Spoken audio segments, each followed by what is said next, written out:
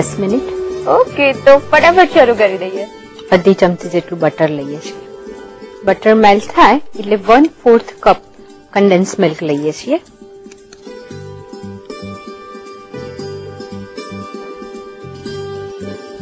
કેટલું ગરમ કરવાનું છે આ મિશ્રણને?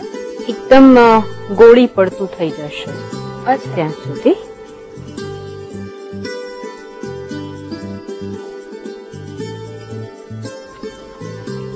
બસ આ વખતે જરાક ઠીક થાય એ વખતે અંદર 2 ચમચી કોકો પાવડર એડ કરી દઈએ છીએ.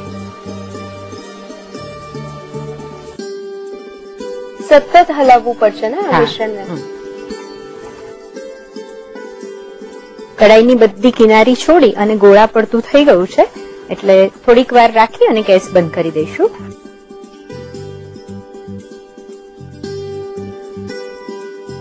આપણા હાથથી એને વાળી શકાય એવું થોડુંક ઠંડુ થાય પછી એની નટ્સ આની અંદર નાખીશું. રાઈટ. રોસ્ટ કરેલી શીંગ છે અને દ્રાક્ષ છે એને અંદર રેપ કરીશું. અચ્છા, શીંગ અને દ્રાક્ષ 2 વસ્તુ લીધી છે. બીજી કઈ કઈ વસ્તુ કે બીજા કોઈ ડ્રાય ફ્રૂટ્સ આમાં લઈ શકાય? આની અંદર તમે બદામ લઈ શકો, અખરોટ લઈ શકો, તમને જે ભાવતું હોય. કોઈ પણ નટ્સ લઈ શકાય. એકદમ નાના નાના ગોળા બનાવીએ છીએ. નટીઝ એ આ જ સાઈઝની હોય.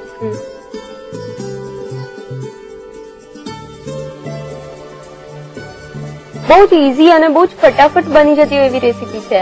હા, 10 વર્ષના છોકરાઓ હોય એ પણ જાતે બનાવી શકે એવી છે. તો આવી બીજી કોઈ વસ્તુ થાય ચોકલેટી કોઈ રેસીપી બીજી કે જે આટલી ઈઝીલી ને આટલી ફટાફટ બની જાય? હા, એટલે મેઇન ચોકલેટ જ. જો તમને એક ટેમ્પરિંગ મેથડ આવડી જાય ચોકલેટ બનાવવાનું ખૂબ ઈઝી છે. એટલે હું તો એવું માનું કે જયારે છોકરાઓને રસોઈ શીખવવા તરફ લઈ જવા હોય તો પહેલા ચોકલેટ શીખવાડો, તેમનો ઇન્ટરેસ્ટ એની અંદર હોય એટલે પહેલા ચોકલેટ બનાવતા શીખે અને પછી એમાંથી ધીમે ધીમે આગળ રસોઈમાં આગળ જાય.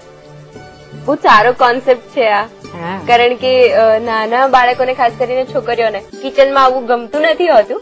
જયારે વડીલો એમને કિચન તરફ વાળે અને ત્યારે એકદમ ઇન્ટરેસ્ટિંગ રેસીપી થી શરૂઆત કરે તો ક્યાં વાત.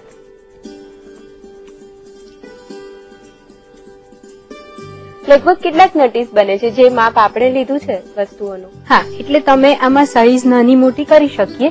લગભગ 10 થી 15 નંગ થઈ શકે. આમાં જે આપણે નટ્સ લઈએ છીએ, ડ્રાયફ્રૂટ લઈએ છીએ, ત્યાં આગળ ચેરી કે એવું કશું લઈ શકાય? હા, પણ પછી એ રહે નહીં લાંબુ. અચ્છા, અંદર ફ્રૂટ આવે ને તો એ લાંબુ ના રહે. એટલે તાત્કાલિક જો ઉપયોગમાં લેવાની હોય તો જ એવું યુઝ કરી શકાય. હા, તો તમે કંઈ પણ અંદર સ્ટ્રોબેરી છે, એપલ નો પીસ છે, એવું બી બધું લઈ શકાય. હવે આની અંદર ડબલ બોઇલરમાં આપણે ચોકલેટ થોડી નાખીશું. જે રીતે આગળ હમણાં મેલ્ટ કરી એ જ રીતે મેલ્ટ કરી. હા,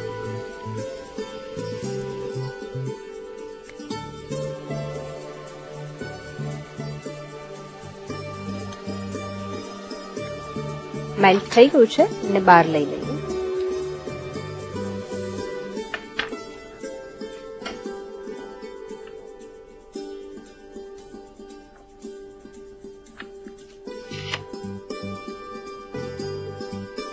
વ્યવસ્થિત રીતે ચારે તરફથી નટીસને ડીપ કરી અને કાઢીએ છીએ.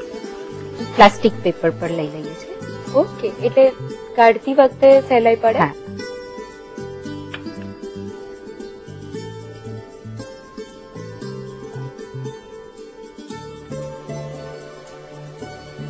આ ટાઈપનું મોલ્ડ આવે છે તો એની અંદર પણ જો આપણે એકાદ શેપ લેવો હોય લીવ્સ નો કેવો તો આ પ્રમાણે ખાલી આ તૈયાર જે કરી છે ને એને આ પ્રમાણે કરી અને તરત જ એને આવી રીતે એટલે ઉપરથી એક લીવ્સ નો શેપ આવશે.